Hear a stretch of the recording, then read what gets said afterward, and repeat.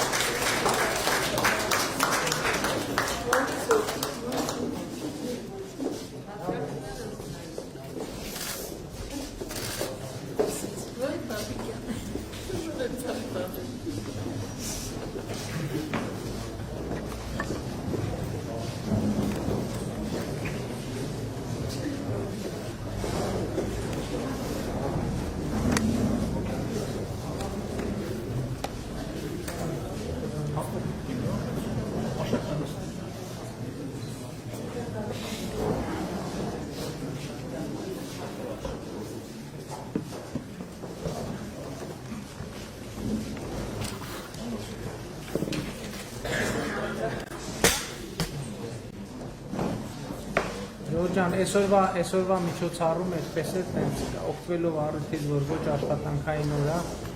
տենց առավոտյան որոշեցինք պարոն Պապիկյանի հետ մեր շտաբներով անցնենք, տեսնենք, ծանոթանանք, խոսենք, երկու բառ փոխանակենք։ Ես նախ էլի ուզում եմ շնորհակալություն հայտնել ձեզ բոլորիդ, որ այսպես ամուր կանգնած եք, որովհետև գիտեմ, թե ընթացքում ինչպիսի հարցարանքների եւ փորձությունների միջով եք անցել, որովհետև այն նեգատիվը եւ այն աղբը, որ ուղղված է այս կառավարությանը, դա ամենօրյա շփումներում հաստատ դուք որպես համակիր, որպես կուսակցական, որպես քաղաքացի ձեր վրա զգացել եք եւ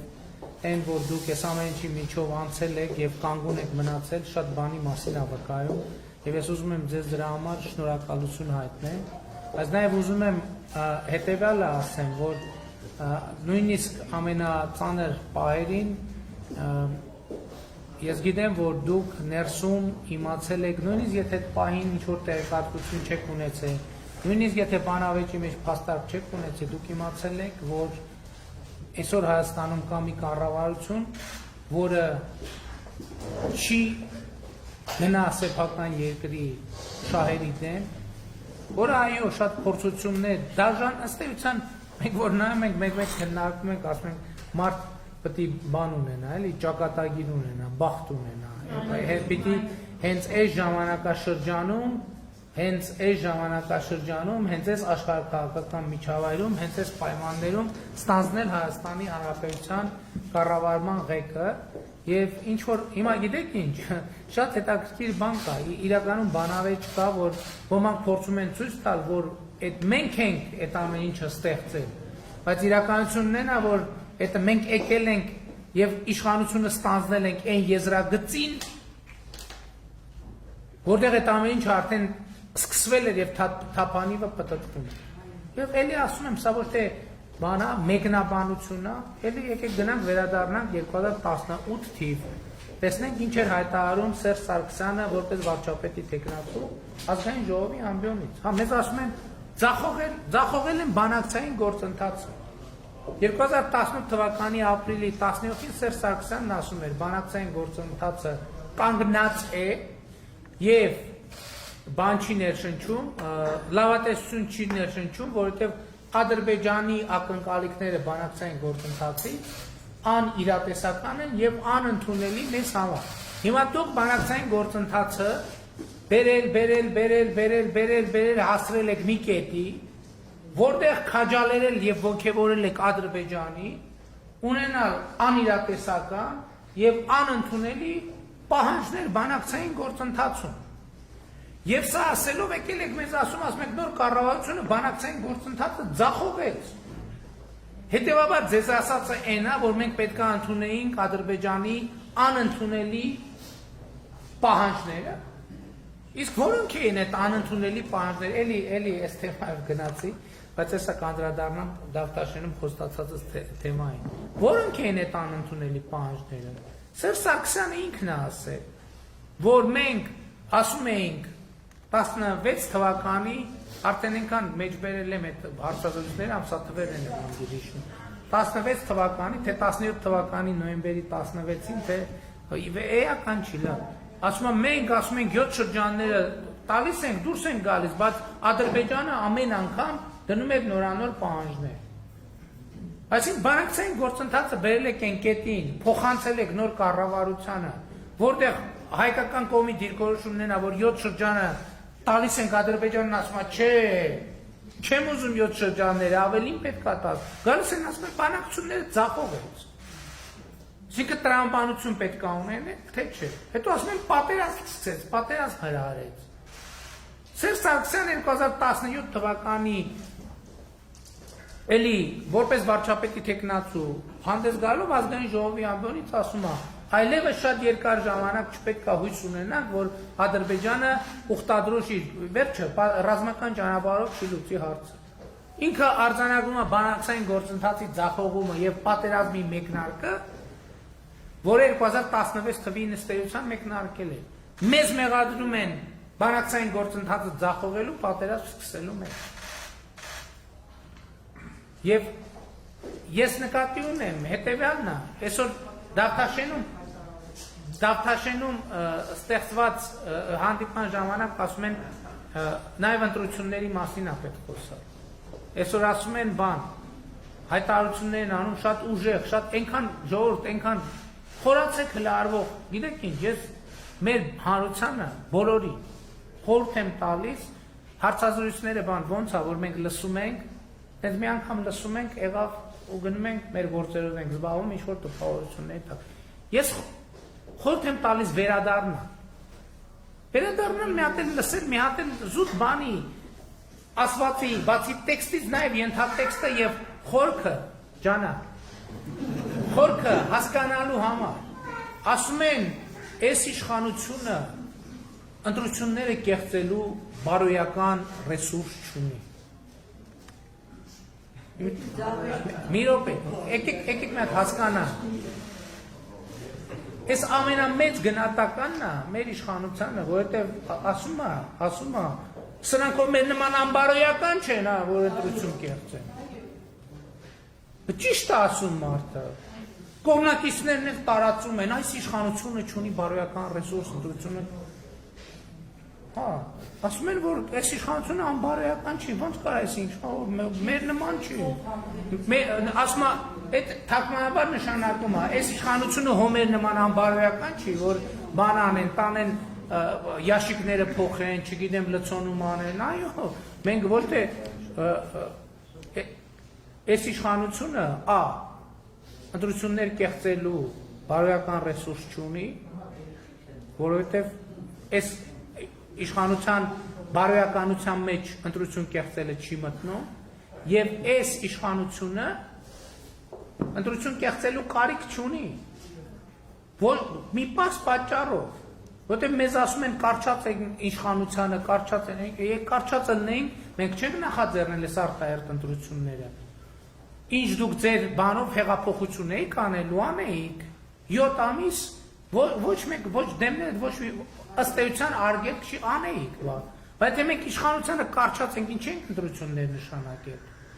Մենք նշանակել ենք, որտեղ մենք ընտրություն կեղծելու բարոյական ռեսուրս չունենք եւ ընտրություն կեղծելու կարիք չունենք, որտեղ մենք եկել ենք մեր իշխանության իմաստը էսա, որ ժողովուրդը պետքա լինի իշխանության,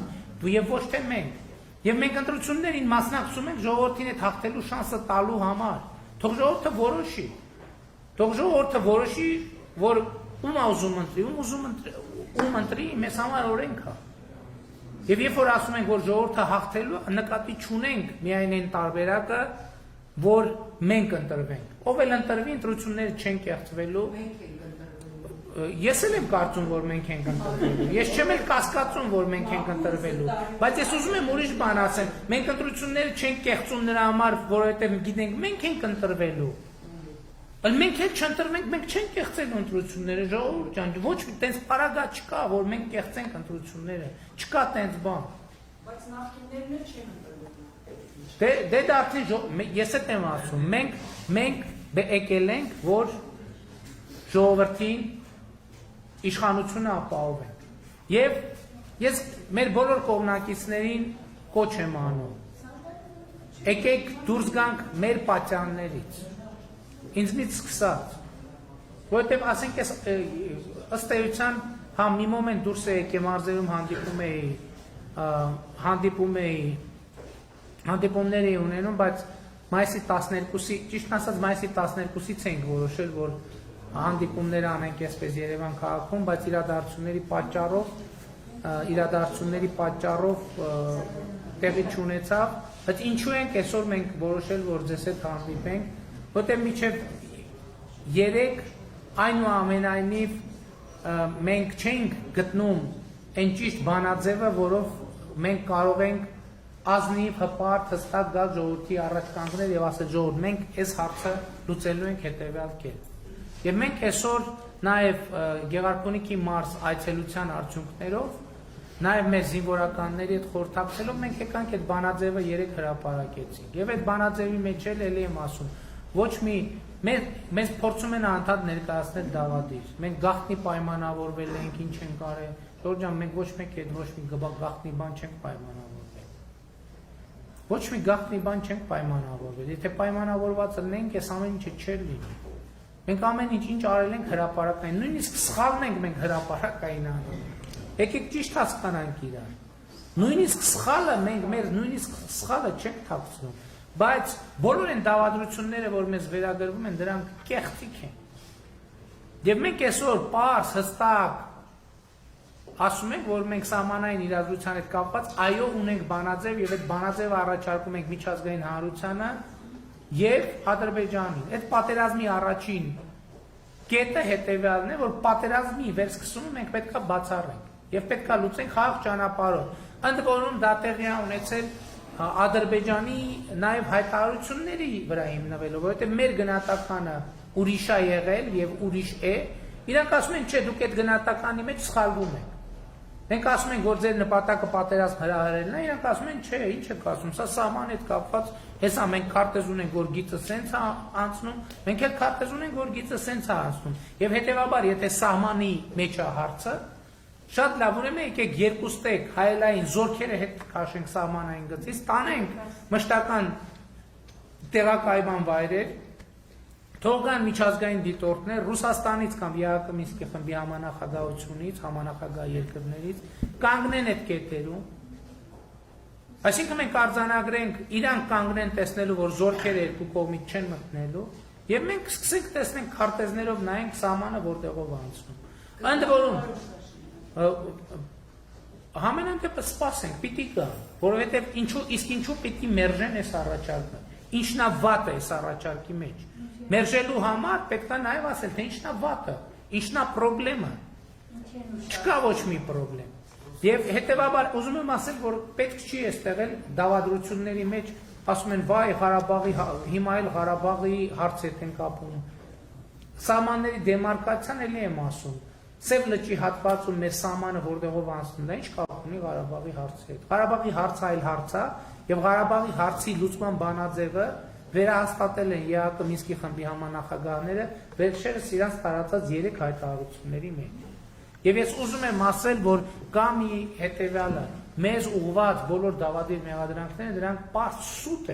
սուտ են ուղղակի։ Ամենաթարմ դեպքը, տեսակ, ես գիտեմ ինչքան եք դուք ալեկոծվել, ես գիտեմ էլի, գիտեմ ինչքան է շատերի ճնշում բարձրացել է, շատերդ ուրիշների սենց հարցակումներին եք ենթարկվել, թե ես ինչ եք անում, ինչ եք անում, այդ փաստաթուղթը հրապարակվեց, առաջի տողերը բացել մնացածը փակել։ Ժորժ ջան, վերցրեք, գնացեք դուք ձեզ համար կարդացեք, ինչա գրած է, դուք ձեզ համար։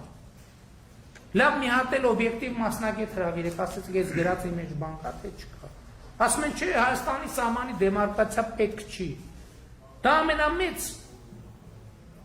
վրիպումն է, ոնց կարելի է տենց բան ասել։ Այդ նույնն է այսօր պետական սահմանը միջազգայինորեն ճանաչված։ Նույնն է, թե միջնադարում Պարիսպներ, ոնց որ ասեն, Պարիսպ պետք չի։ Մեր ամրոցին Պարիսպ պետք չի։ Որտեւ այդ Պարիսպը շատ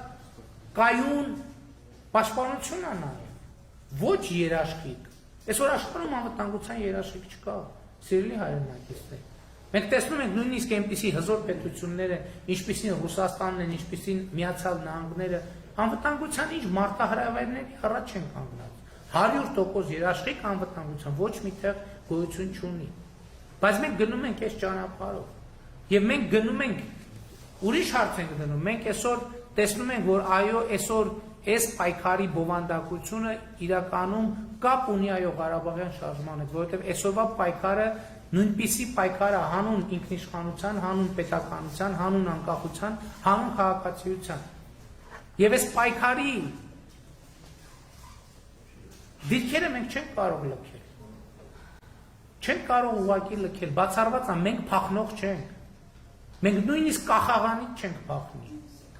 Չէ, ես ասում եմ, որ եթե գիտեք ինչ եմ վստահ ասում, որովհետև գիտեմ, որ ոչ մի մարդասպան չի գասի, ես պատրաստ եմ կանգնել դատաստանի առաջ։ Ես գիտեմ, որ մենք բոլոր են բաներում, ինչում մեզ մեղադրում են, այսպես ասած մահացու մեղքերում։ Սա չի նշանակում, որ մենք անթերի ենք, մենք ընդհանրապես մեղք չունենք։ Բայց ես խոսում եմ այն մեղքերի մասին, որը անհամատեղելի է քաղաքացի հայրենիքի զավակ լինելու հետ։ Մենք գիտենք, որ այդ բոլոր մեղքերում որևէ մեկը մեր մեղավորությունը չի կարող հիմնավորել, ապացուցել։ Եվ դուք նաև համոզված են, որ ինչ եք կանգնած մնացել, որովհետև ներքուստ դա իմացել եք, եթե նույնիսկ կոնկրետ փաստարկներ չեք իմացել։ Եվ այս արժեքն է, որ մեզ միավորում է։ Ուրիշ որևէ բան փողի վրա հիմնված լներ, բիզնեսի վրա հիմնված լներ, չգիտեմ, կոմպրոմատների վրա հիմնված լներ, ուրիշ որևէ պարագայում դա չէ դիմանա։ Մենակ արժեքների վրա հիմնված հարաբերությունը կարող է դիմանալ։ Չգիտեմ ինչ անհեթեթություններ են գրում են, որ բանը վարչապետը բաների կոմպրոմատների դոսիեները հավաքել բանի իմ քայլը խմբակցության պատգամավորների վրա, որպեսզի չփլուզվի։ Ենթակառակը նրանք ում վրա դոսիե կարող են լինել, շատ լավ է թողեցին դուրս եկան։ Մենք դոսիեով աշխատող չենք, մեր հարաբերությունը արժեքի վրա է։ Մեր հարաբերությունը գաղափարի վրա, մեր հարաբերությունը նպատակի վրա, մեր հարաբերությունը ապագայի վրա է։ Այսօր ասում են, հա, բան են անում, ապագա կա, այո, ապագա կա, մի պայմանով, որ ապագան չի ընկնում երկնքից, ապագան ամենօրյա աշխատանք է ուզում, ամենօրյա նվիրում է ուզում,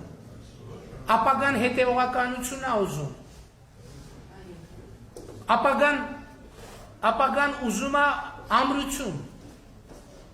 ապագան ուզում է, որ մենք չփախնենք մեր դիրքերից, մենք չենք փախնում, մենք կանգնելու ենք, ժողովուրդը կորոշի, մենք իշխանություն ենք, մենք կլինենք իշխանություն, ժողովուրդը կորոշի, որ մենք ընդդիմություն ենք, մենք կլինենք ընդդիմություն, մենք մի քվեաթերթիկի ձայն չենք կեղծի, բոլորը գիտեն դրա մասին, որովհետև դա ասելով չի, դա երևում է մարդկանցած ճանապարհից, դա երևում է հայացքից, դա երևում է պատմությունից, մեր պատմությունից, մենք անթեթ չենք, բայց մենք այսօր գիտենք, որ մենք այսօր կանգնած ենք պետականություն ունենալու եւ մեր պետականությունը պաշտպանելու հրամայականի առաջ, եւ մենք պետքա պաշտպանենք։ Բոլոր ընտրական ընդհակառակը մենք պետքա պաշտպանենք եւ պաշտպանենք ընտրակեղծիքներից։ Եվ մենք այդ ռեսուրսը ունենք։ Բոլոր ընտրական տեղամասերում քաղաքացիական պայմանագիր կուսակցությունները, ներկայացուցիչները հանձնաժողովներում լայնորեն բանարակ ներկայացված են լինելու։ Հանձնաժողովների նախագահների, քարտուղարների մեծ մասը լինելու է քաղաքացիական պայմանագիր կուսակցություն։ Դա այդ նախկինում ընդունված ընտրական օրենսգրքով է, չմտածեք, թե մենք մեզ համար օրենքներ ենք, մենք ոչ մի բան չենք փոխել։ Ոնց որ նախկինում օրենք եղել է, նույն ձևով։ Այսօր ընտրական տեղամասների ճնշող մեծամասնության հանձնաժողովի նախագահները, քարտուղարները լինելու են քաղաքացիական պայմանագիր կուսակցության ներկա։ Եվ դա լավ է ոչ միայն մեզ, այլև բոլորի համար, որտեղ դա երաշխիք է, որ ընտրությունները չեն կեղծվի։ Հիշեք, ընտրությունները կեղծվում են տեղամասերում։ Առանց տեղամասի արդյունքը կեղծելու հնարավոր չի ընտրություն կեղծել։ Եվ հետևաբար բոլորիս ուշադրությունը ընտրական տեղամաս է։ Հիմա ինչու պիտի մարդիկ մեզ ընտրեն։ Կենտրոնականը գումարում այն թվերը, որ իրան հաղորդում են։ Ինչ թվեր հաղորդեն, կենտրոնականը կգումարի եւ կստանա, հիմա իրանք էլ չեն ստանում, հիմա Excel ծրագիրն է ստանում այդ թիվը։ Ինչու պետք է քաղաքացին մեզ ընտրի։ Քաղաքացին մեզ պետք է ընտրի հետևյալ պատճառով։ Վերջին 3 տարիներին մենք հիմա մի քիչ այլ կերպ պահանջում ժողովուրդ, բայց փաստը փաստ է։ Սկսած բանակից, վերջացած հանրակրթությունով, այնքան բարեփոխումներ են արել, վերջացած տնտեսությունով, այնքան բարեփոխումներ են արել, որ եթե վերջին 30 տարում, այս վերջին 3 տարվա բարեփոխումների տեմպի 1/3-ը ապահովել, մենք այսօր որակապես ուրիշ երկիր կունենայինք։ Դե չեմ ասում, դե տեսեք, իրականում մեր կառավարումը մենք մի տարի ամբողջական կառավարում ենք ունեցել։ Դա 2019 թվականն է։ Եվ հիմա գիտեք, ես նոր եմ հասկանում, փաստորեն 2019 թվականը մի տարի է, որ բոլորը հիշում են։ Բոլորը, եւ բիզնեսը, եւ քաղաքացիները, եւ բոլորը հիշում են։ 2018 թվականի մայիսին եկել ենք իշխանության կիսատ, որտեղ խորհրդարանական մեծամասնություն չենք ունեցել։ Մինչև 2018 թվականի ավարտը պայքարել ենք խորհրդարանական մեծամասնության խարդավանքների դեմ։ 19 թիվը ամբողջական է եղել։ 20 թվականը սկսել ենք բարձր տեմպերով 9% տնտեսական աճով սկսել է կովիդը։ Կովիդին հաջորդել է պատերազմը։ Պատերազմից կարող ենք խուսափել։ Այո, կարող ենք ժողովուրդ խուսափել։ Բայց պետք է իրականացնենք այն բանաձևը, որը առաջարկել էր, որի մասին բարձրաձայնել էր Սերժ Սարգսյանը։ 7 շրջանները պիտի տայինք եւ պիտի տայինք նաեւ այն, ինչ որ ուզում էին։ Ինչ էին ուզում, Շուշի էին ուզում։ Եվ այդպես շարունակ, Ղարաբաղ էին ուզում։ Հայաստան են ուզում, հիմա էլ Հայաստան են ուզում։ Եվ բայց մենք պիտի կանգնենք եւ ասենք, որ մենք չունենք Հայաստան որևէ մեկին տալու, չունենք։ Չունենք։ Եվ այստեղ ասում եմ, բայց այստեղ բոլոր հնարավորությունները կան, այդ հարցը դիվանագիտական, խաղաղ առանց պատերազմի լուծելու։ Եվ մենք գնալու ենք այդ ճանապարհով։ Եվ մենք, այո, նաև դրա համար մարդիկ պետք է քվեարկեն, որովհետև մեր ստրատեգիական նպատակը հետևյալն է։ Հայաստանի համար բացել խաղաղ զարգացման դարաշրջան։ Սա մենք որպես նպատակ ունենք։ Եվ մենք դա է պատճառը, որ մենք հարցերը չենք թաքցնում մեր ժողովրդից։ Մենք պետք է Հայաստանի շահերին համապատասխան լուծենք այդ, ինչպես ասում են, հասցեագրենք այդ մարտահրավերները եւ Հայաստանի համար բացենք խաղաղ զարգացման մի երկար դարաշրջան առանց պատերազմների, որովհետեւ մեր պատմությունը ցույց է տվել, երբ որ մեր երկիրը ինքը բաց կոմունիկացիաներ ունեցող երկիր է, ինքը թռիչքաձև զարգանում է։ Խորհրդային Հայաստանը այդ բացության շնորհիվ ու պատերազմից հետո 30 տարվա ընթացքում դարձավ արդյունաբերական մի թռիչքաձև զարգացող երկիր։ Այո, մեր նպատակը խաղաղ զարգացման դարաշրջանն է եւ մենք պետք է սրա վրա կենտրոնանանք, բայց նաեւ հասկանանք, որ խաղաղությունը մենակ մեզնից կախված չի։ Տեսնում եք ինչա կատարվում։ Այո, բայց մենք պետք է գտնենք ճանապարհ։ Այդ խաղաղությունը տարածաշրջանի օրակարգ դարձնելու, խաղաղ զարգացման դարաշրջանը օրակարգ դարձնելու եւ իրողություն դարձնելու մեր տարածաշրջանի եւ մեր հայրենիքի, Հայաստանի եւ Արցախի համար։ Եվ մենք պետք է ձգվենք այդ նպատակին։ Եվ այս ընտրության բայց պետք է արձանագրենք նաեւ, որ այս նպատակը կարող է իրագործել ինքնիշխան, սուվերեն, անկախ պետությունը։ Մեր պետականությունը ամենակարևոր արժեքն է, որ մենք ունենք, եւ մենք պետք է փայփայենք մեր պետականությունը։ Մենք ո՞նց պետք է փայփայենք մեր պետականությունը։ Առաջին հերթին որպես քաղաքացի ինքներս մեր առաջ պահանջ դնելով, հասկանում եք, մենք քաղաքացիական մեր դիրքը, տեսեք հիմա ոչ մեկ կներեք, գուցե անհամեստ անհնչում, սեփական օրինակը բերեմ, հիմա ոնց որ թե ոչ մեկ չի կա, ընդդիմությունն էլ ասում, հա դու չես թալանել, չես ողացել եւ, բայց ես ինչի չեմ, օրինակ ես ինչի կոռումպացված չեմ։ Ոչ թե նրա համար, որ մտածում են, վայ ինձ կբռնեն, ես կանեն, կամ օրենք ստեն, որովհետև դա ինքս եմ իմ ամենամեծ դատավորը, ինքս եմ իմ ամենամեծ դատախազի, իմ ամենամեծ քննիչը։ Սա պետք է լինի, օրինակ, երբ որ ասում ենք մեր պետությունը փայփայենք, առաջինը մի կարևոր բան կա։ Մենք որպես հարկ վճարող պետք է մեր բաները փոխենք։ Մեր վերաբերմունքը փոխենք, որովհետև հա մենք մտածում ենք լավ, ինչ որ մի հարկ թաքցնենք, 2000 դրամ ավել տանենք մեր տուն։ Այդ 2000 դրամը ժողովուրդ, մեր բարեկեցության մեջ ոչ մի բան չի փոխվում։ Բայց եթե 2000 դրամը 2000 դրամը ձևավորվում է պետական բյուջե, այդ դառնում է բոլորիս համար ճանապարհ, երեխաների համար դպրոց, բոլորիս համար հիվանդանոց, առողջապահություն, որովհետև անհատը մեզնից ոչ մեկը ինքը իր համար ճանապարհ չի ստեղծում։ Այդ 2000 դրամ մենք ոչ թե ուրիշին ենք տալիս, այլ մենք ինքներս մեզ ենք տալիս, որովհետև մենք չենք կարող դեպի մեր տունը տանող ճանապարհ կառուցենք։ Դեպի մեր գյուղ տանող ճանապարհ կառուցենք։ Դա մենք հավաքում ենք միտեղ եւ իրար հետ կառուցում ենք։ Դա այդ հարկը մենք ուրիշին չենք տալիս։ Դա մենք մեզ ենք տալիս։ Եվ այստեղից է գալ, սա անկյունակարային նշանակություն ունեցող հարց է։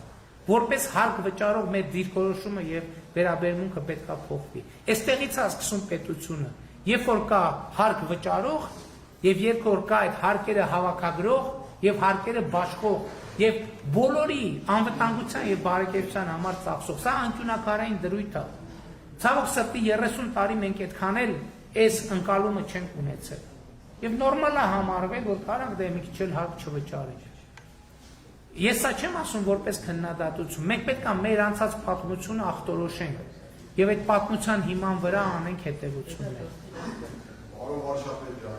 ով դավեր է միշտ պատմությունը մատնած է, այս դավերը հիմա ո՞ս պետք է լինի, որ մի կարգ է։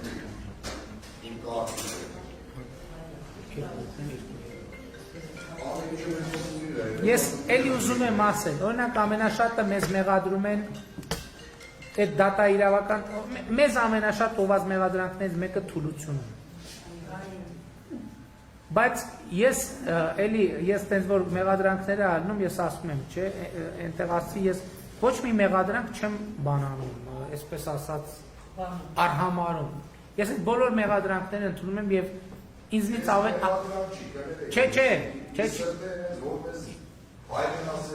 Եղբայր, չէ, բացարձակ, ես ընդհակառակը, դուք առիթ տվեցիք, որ ես ինձ համար կարևոր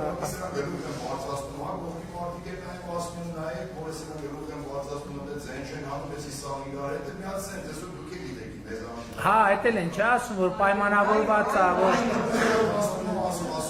Ժորժ ջան, ես բացի ձեզնից ուրիշ ոչ մեկի հետ նկատի ունեմ Հայաստանի Հանրապետության քաղաքացիներին, բայց ո՞նց եք պատկերացնում։ Ես կներեք արտահայտության, ես չէի ուզենա, հազար անգամ ներողություն տենց բան ասեմ, բայց ես ոչ չեմ կարող Լևոն Տեր-Պետրոսյանի նման պահեմից, երեք ասում է բանով, ես ու Ռոբերտ Քոչյանը դե տենց զանգում ենք իրար բան։ Չէ, էլի զանգեք, Ժողովուրդ ջան, բայց չհասկաց, բայց այդ ամեն ինչը ես կներեք ոչ Ռոբերտ Քոչյանի, ոչ Լևոն Տեր-Պետրոսյանի, ոչ Սերժ Սարգսյանին չեմ զանգում, բայց եթե զանգելու չեմ բացառում, որ իրավիճակը լինի կամ լիներ, որ զանգելու անհրաժեշտություն լիներ, բայց ես դա չի բանանի, չի թաքցնի, բայց մարտի մեկ, այդ բախում, այդ ինչ, այդ պատմություն, թող ոչ մի զոհ չպահանջվի, ավազակապետ, մոնղոլ թաթար, բա այդ ինչ է։ Բայց ես ձեզ մի բան ասեմ, ես համաձայն եմ, մենք ուղղակի բան Վարդանյանն էլ էստեղ ներկա է, դա մեր թերությունն էլ է, մեր առավելությունն է, մենք ասել ենք, որ վենդետա չի լինելու եւ վենդետա չի եղել, բայց վենդետան արտահայտությունից ինչով է տարբերվում, երբ որ կա կայացած ինստիտուտ, որը կայացնում է արտահայտություն։ Ես ես հետեւյալը ասեմ, ես չեմ կարծում, թող որևէ մեկը արդարությունից եւ արտահայտությունից փախնելու է։ Ոչ մեկ չի փախնելու, ժողովուրդ։ Բացառված է, չի փախնելու, բայց մյուսը կա։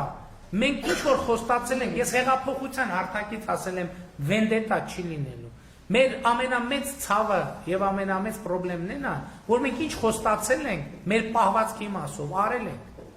Որովհետեւ այսօր եթե ինստիտուտ չկա, պատժելը նշանակում է վենդետայի միջոցով պատժել։ Այդ նշանակում է ձեր առաջ ստանձնած պարտավորությունը չկատարել։ Բայց ես էլի եմ ասում, որ ոչ մեկ չի խուսափելու պատասխանատվությունից։ Բայց դրա համար մենք պետք է գնանք ինստիտուտների կայացման ճանապարհով եւ մենք գնում ենք ինստիտուտների կայացման ճանապարհով։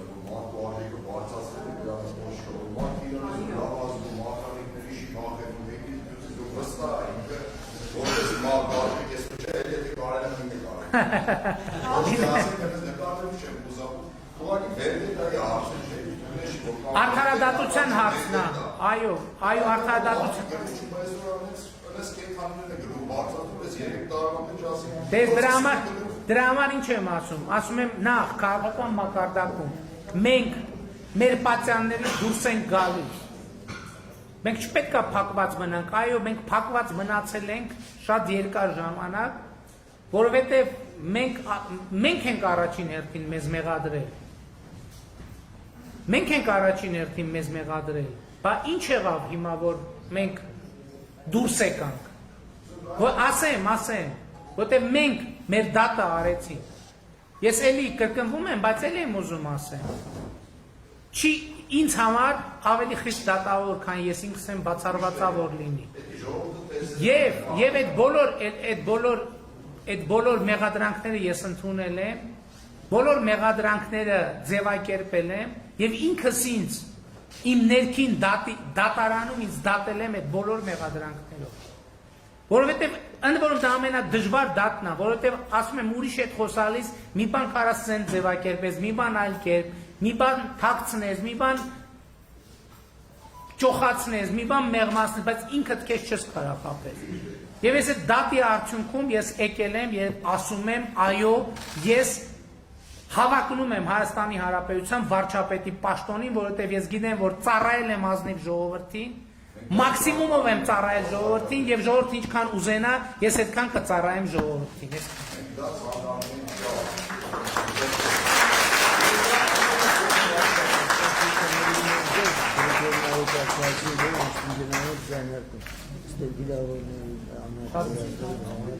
Եթե կանցերին կանոնը կսայք տարածի ինձ ասում ես դա ժամանակը չի, բայց չէ, դրա սրա ժամանակը միշտ էլ կա։ Շնորհակալ եմ։ Մի հատ դուք եւ դուք հարց կտաք եւ կավարտենք։ Ուրեմն ինձ 94-ից մինչև նա ուզում եմ ներկայացնել։ Մենք հաղթած պետություն Ադրբեջանի, երբ որ պայմանագիրը դեպքում էր, ինչու Ադրբեջանը մենք կապիտուլյացիոն պայմանագիր պարտադրեցինք եւ ինչու այդ ժամանակ Ղարաբաղի կապիտուլյացիոն պայմանագրի ընթացքում դե կարող էր լուծվել Ղարաբաղի հարցը։ Ինչու մենք այդ պարտադրանքը չարեցինք, ով մեզ հանդարեց։ Դուք երևի ավելի ծանոթ եք այդ հարցին, ավելի տեղյակ եք, որովհետեւ երեկվա Ռևոլ Պետրոսյան հետոսաբաններ միշտ չի ասում այդ երևույթը, ինչու 94 թվականին Հայաստանը չպարտադրեց որպես հաղթող կապիտուլյացիոն պայմանագիր կնքեին եւ մենք արեցինք դա։ Մենք արդեն էլի վերապահված ենք։ Ամբողջ ցավը գալիս է 94 թվականից մինչև հիմա։ Դա հարցերից մեկն է եւ բանավեճերից մեկն է, որը տեղի է ունենում, բայց փաստն է, որ արդեն 96 թվին Լիսաբոնի գագաթաժողովում միջազգային հանրությունը արձանագրեց Հայաստանը ըստ էության մենակ մնաց, որովհետև Լիսաբոնի գագաթնաժողովում արձանագրվեց, որ Ղարաբաղի հարցը պետք է լուծվի Ադրբեջանի տարածքային ամբողջականության շրջանակներում։ Գիտեք, 94 թվին կարող էր այլ կերպ լինել, այլ թուղթ ստորագրվեց, քան ստորագրվել է։ Ես մի քիչ կդժվարանամ ասել, բայց մենք շատ ուշադրությունից վրիպել է, բայց 94 թվի զինադադարի հրադադարի պայմանագրից հետո եւս մի պայմանագիր է կնքվել, որը եղել է Ղարաբաղի հարցի կարգավորման մասին, որ մենք հրադադարը պահում ենք մինչև Ղարաբաղի հարցի բանակցային կարգավորումը, որը ըստ էության չի պահվել եւ չի իրականացվել, եւ այդտեղ իհարկե երևի հարցեր կան, բայց այդ հատվածի հետ կապված ես շատ մանրամասն չեմ կարող ասել, բայց ես ուրիշ բան կարող եմ ասել։ Օրինակ, երբ որ 97 թվականին, 97-98 թվականին Ղարաբաղը բանակցային process-ից դուրս թողնվեց, դա կոպտագույն եւ մեծագույն սխալ էր եւ պարտություն էր։ Որովհետեւ ես իմ կարծիքով անկյունակարային խնդիրներից մեկը դա էր, որովհետեւ եթե օրինակ միջև հիմա Ղարաբաղը լինել բանակցային սեղանի շուրջ, դա բոլորովին ուրիշ իրավիճակ կլիներ։ Բայց եւ ընդ որում 97-98 թվականին Հայաստանը կարող էր ուղղակի ասել չեմ բանակցում, ուղղակի չեմ բանակցում, որովհետեւ այդ ժամանակ Ադրբեջանը ոչ ուներ այդ ուժը, ոչ այդ թափը, որ փորձեր ռազմական ճանապարհով լուծի։ Այդ ժամանակ այդ հարցում Հայաստանը կարող էր իր կամքը առաջ մղել Եվ դա չի արվել, եւ չի արվել մի պարզ պատճառով։ Գիտեք 97-98 թվականին ինչ process-ներ էին Հայաստանում տեղի ունենում, եւ ոմանք Ղարաբաղին ըստ էության ստացվում է Ղարաբաղին բանակցային սեղանից դուրս թողելու գնով եկան իշխանության։ Լեգիտիմացրին իրանց իշխանությունը, որովհետև իրանց իշխանության լեգիտիմ լինելու վերաբերյալ շատ մեծ կասկածներ կար։ Գիտեք, այդ հայտնի տեղեկանքի պատմությունը վերջին 10 տարում Հայաստանում բնակվելու եւ այլն եւ այլն։ Գործարք էր դա պարզ գործարք էր Ղարաբաղին բանակցային գործընթացից դուրս թողնելու եւ Ռոբերտ Քոչարյանին 10 տարի Հայաստանի Հանրապետությունում բնակվելու վերաբերյալ տեղեկանք տալու մասին։ Որին հաջորդեցին ինչ իրադարձություններ, որին հաջորդեց հետևյալ իրադարձությունը, հաջորդեց 99 թվականի փաթեթը Մեղրի տարածքների փոխանակման, որը այսօր հրապարակված է, այդ ամեն ինչը կա։ Նույն պատճառ, եւ ես իմիջայլոց, ես ասել եմ այս մասին, այսօր նկատել եք, գնում են բան են անում, 7 ամիս մեզ ասում են դավաճան, հողատու եւ այլն, SNN, գնում են ասում մենք բան կանենք, մենք գյուղատնտեսության համար բան կապահովենք, որակյալ սերմ կապահովենք։ Չհասկացա։ Բա ինչ եղավ այդ պատմությունը այդ դավաճանության բանի մասին։ Հասկանում եք 7 ոչ մի բանի մասին չեն խոսել այս մարդիկ, խոսել են նրա մասին, որ դավաճան են սրանք հողատու են, կապիտուլյանտ են, հենց ընտրությունները նշանակվեց գնում են հավաքում են ժողովրդյան դե սերմացում կբերենք, սալարկեն կբերեն, դե գիտեք էլի բրիզը բաններ կա, է մոռացաք, բա ասեք Ղարաբաղի հարցում ինչ է, այդ ինչ 99 թվին այդ ինչ Մեղրի եք փոխանակում, 7 ամիս ասում էին վայ Մեղրին տալիս է, Սյունիքը տալիս է, Միջանցքը տալիս է, դուք եք այդ փաստաթղթերը ձևակերպել, տվողը դուք եք, մենք երբեք Մեղրի, Միջանցք, այդպիսի հարցեր չենք քննարկել, որևէ մեկի հետ։ Եթե այդպիսի թեմա է եղել, մենք այսօր ասում են բանը, այսօր այո եղել է այդպիսի թեմա եղել է նաև նոյեմբերի 9-ի հայտարարության նախագծերից մեկում։ Թեմա է եղել 7 բանի գյուղերի վերադարձի վերաբերյալ։ Ես հստակ եւ դա կարող եմ ապացուցել, որտեղ անհրաժեշտ է։ Կարող եմ ապացուցել։ Ես ասել եմ բացառված այդպիսի թուղթ ես չեմ ստոր, ինչ ուզում ալինի։ Չեմ ստորագրի ես այդպիսի թուղթ։ Եվ դա հանվել է։ Հիմա ես դες ուրիշ ասեմ, դիլեմաներ կա։ Հիմա օրինակ, որ այդ թուղթը չստորագրեինք, ինչ տեղի կունենա։ Ամսին։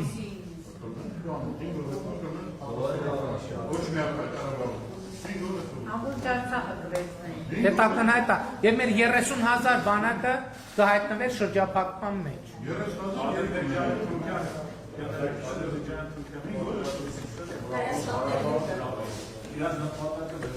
Բայց ժողովուրդ,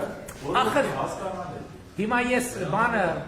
վարչապետի պաշտոնակատար եմ եւ ոչ աշխատանքային օր։ Լավ, որ բանը հասել է եկել ասել, ուրեմն պետք է ասելիքը ասել միջև վերջ։ Էս ինչ որ տեղի է ունեցել, դե ֆակտո, դե յուրե իրանց բանակցածն է 30 տարվա։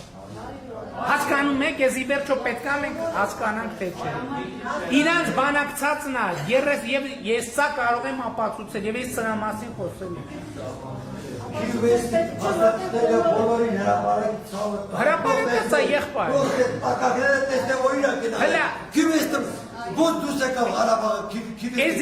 Ես ասում եմ առաջին անգամ եմ ասում, բայց այսօրվա դե յուրե իրողությունները իրանց բանակցածն է, միլիմետրի ճշգրտությամբ, հիմա ես կասեմ նաև, թե ինչի եմ այդպես մտածում, կհիմնավորեմ, կապացուցեմ, կարող աշխարհագրությունը մի քիչ փոխված է, մի քիչ փոխված է, ծռված է, այո, այն ժամանակ ուրիշ աշխարհագրություն է, հիմա, բայց պրոպորցիայի մեջ ոչ մի բան չի փոխվել, հիմա էլի այսօր մի քանի անգամ ասել եմ, էլի պետք է ասեմ, ես ազգային ժողովի ամբիոնից հայտարարում եմ նոյեմբերին, այդ ամենաէմոցիոնալ վիճակում հայտարարում եմ, ասում եմ, Շուշիի հարցը միշտ ա եղել ժողովուրդ բանակցությունների մեջ եւ նույնիսկ արտաքին գործերի նախարարության մակարդակով հայտարարություններ անում, ասում են, այդպիսի բան չի եղել, ինչ Շուշիի թեմա, Շուշիի հարց չի եղել, Շուշիի հարց չի եղել։ Հիմա այս վերջերս նորից հրապարակվեց Մեղրի փոխանակման փաստաթուղթը։ Ինչ է այնտեղ գրած։ Գրած է, որ Մեղրին հանձնվում է Ադրբեջանին,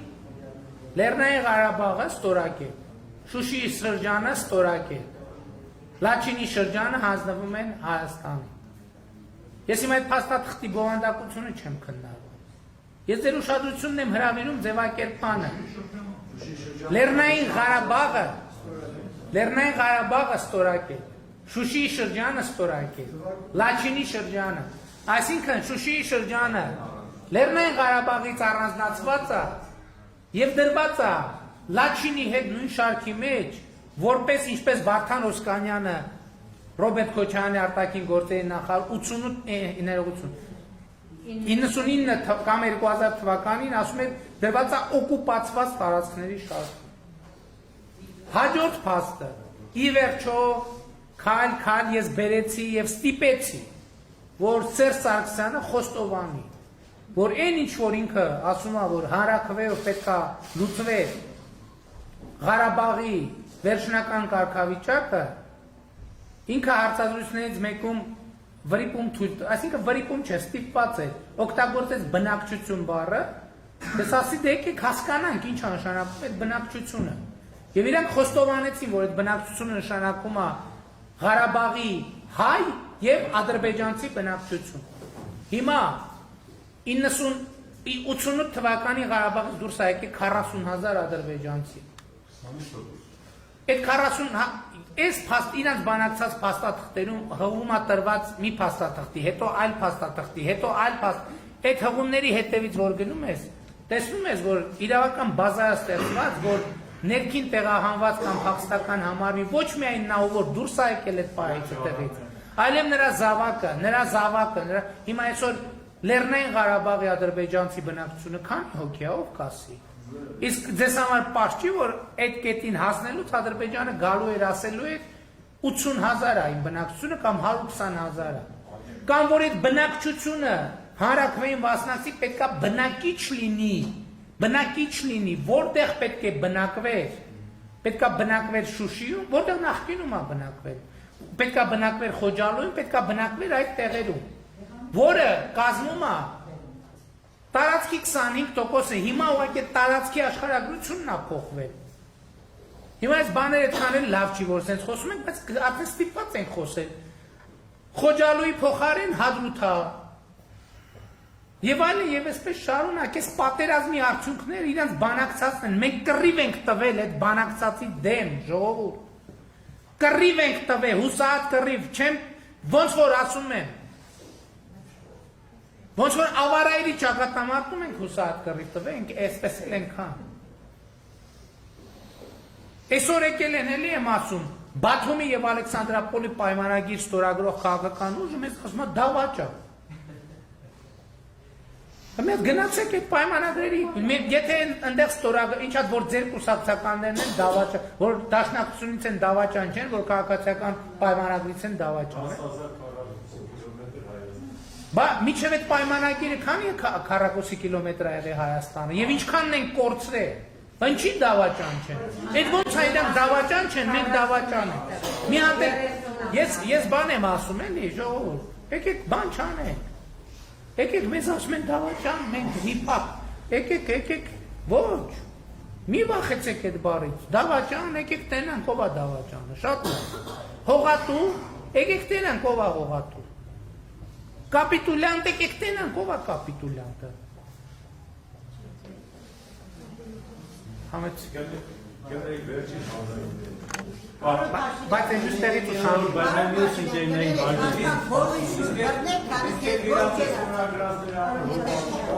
Հա? որ Քոչարյանը կիվեստում է դրան Չէ, այստեղներ տեսեք, այստեղ նրբություն կա։ Այդ փաստաթղթերը իմիջիայլոց շատ կարևոր նրբություն կա։ Ոչ թե Հայաստանն է մերժել, այլ Ադրբեջանը։ Ադրբեջանն է մերժել։ Եվ երեք Լևոն Տեր-Պետրոսյանը այս պարագայում շատ ճիշտ բան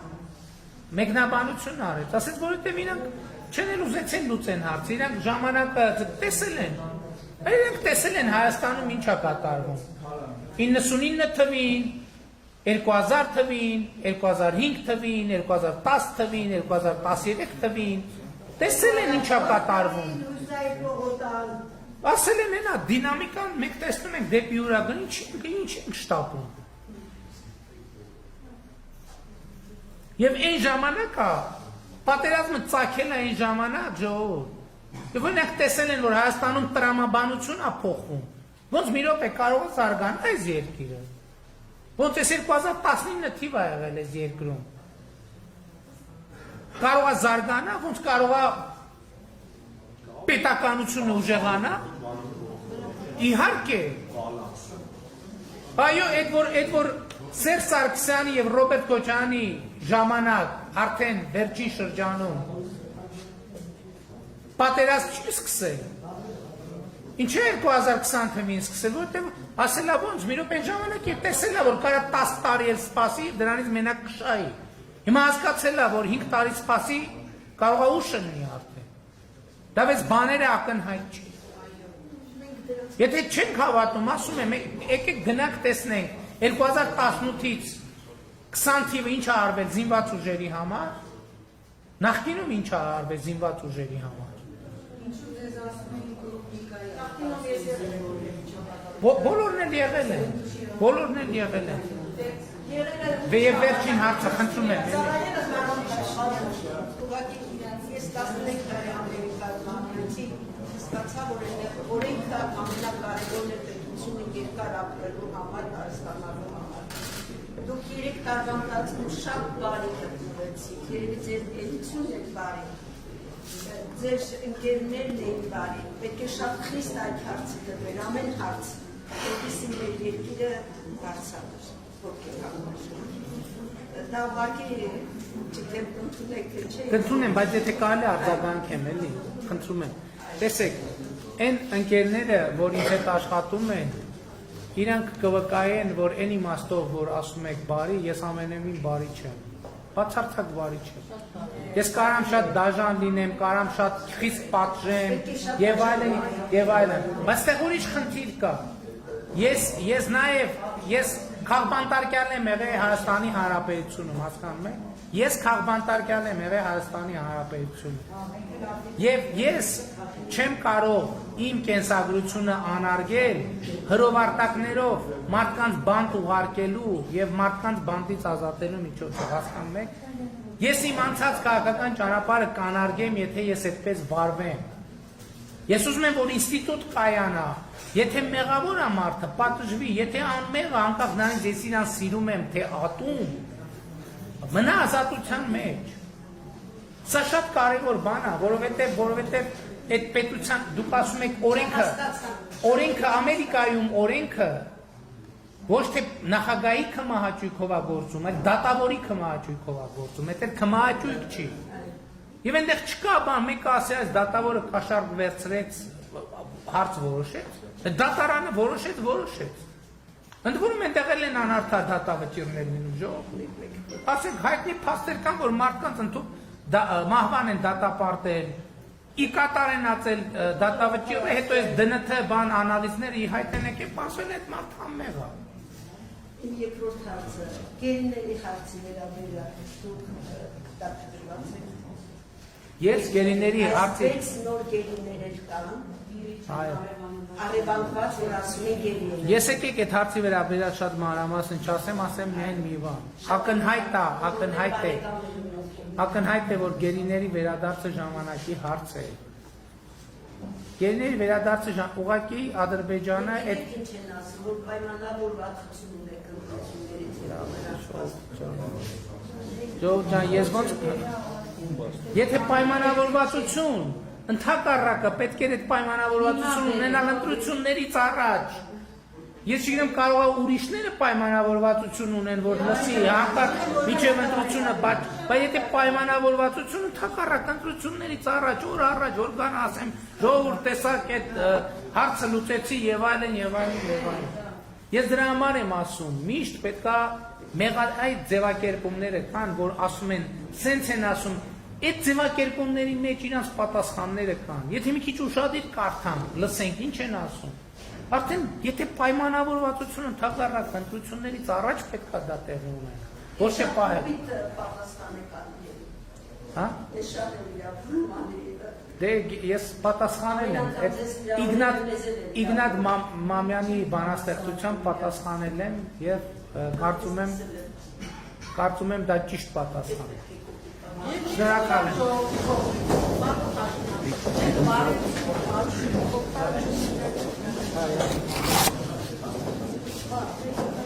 Ավելի կարևոր հարցեր կան դրեցիք, ինձ դառնա խոսեցին մնացած կարևոր բաներ։